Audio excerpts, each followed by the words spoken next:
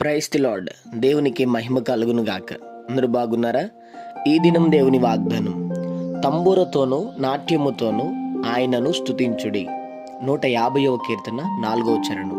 అవును, దేవుణ్ణి స్తుతించాలి. స్తుతి, ఘనత, మహిమలు ఆయనకే చెల్లాలి. దేవుడు మనకిచ్చిన తలాంతేందో తెలుసా?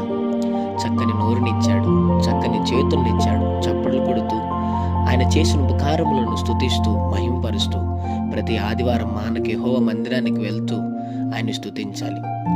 దేవుని మందిరానికి ఆలస్యం చేయకుండా వెళ్ళు. ఆయన సన్నిధిలో ఆయన ఆరాధించి నాట్యముతో, స్తుతితో, ఆరాధనతో ఆయన సన్నిధిని అనుభవించాలి.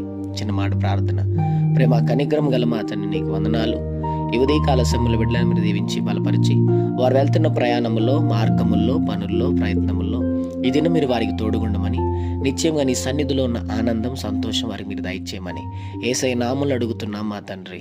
ఆమెన్.